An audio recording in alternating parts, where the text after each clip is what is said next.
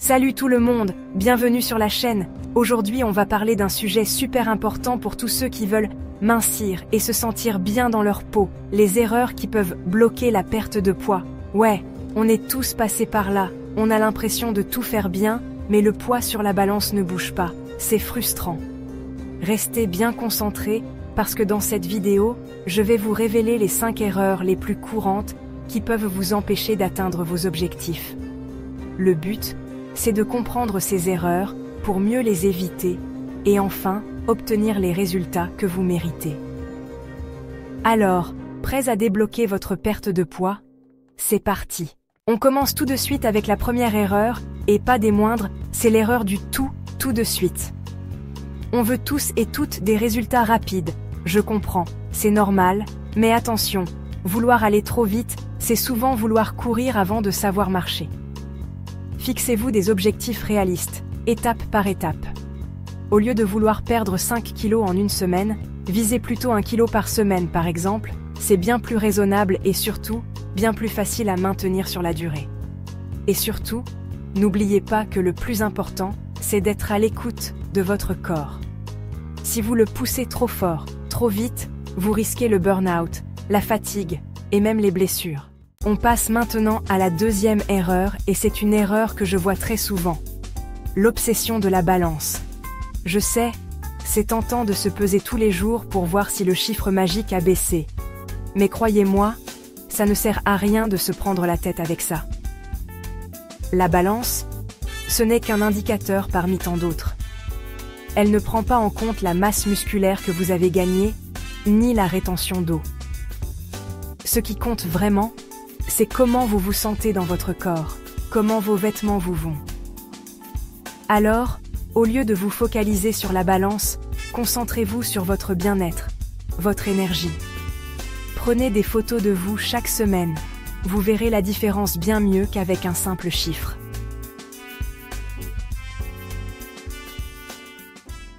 Troisième erreur, et c'est une erreur que je vois souvent chez les personnes qui débutent un régime, privilégier la quantité à la qualité. Oui, manger moins, ça fait perdre du poids, mais attention, il ne faut pas s'y prendre n'importe comment.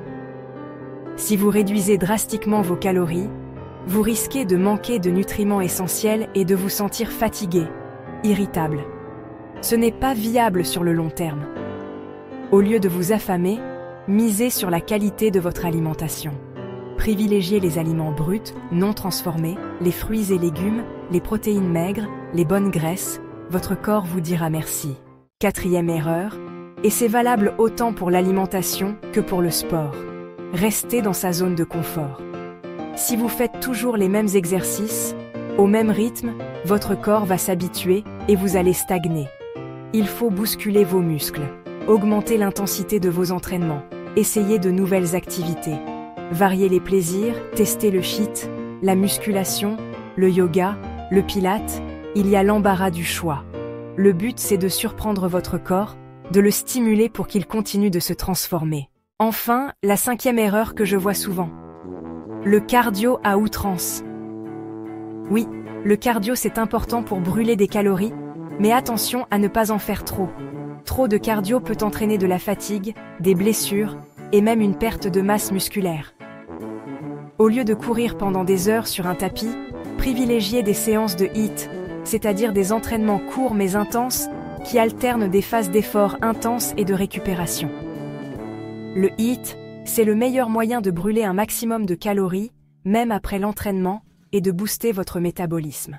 Voilà, vous connaissez maintenant les 5 erreurs qui peuvent vous empêcher d'atteindre vos objectifs de perte de poids. N'oubliez pas que chaque personne est différente. Il n'y a pas de recette miracle. Écoutez votre corps, soyez patient et surtout, n'abandonnez jamais.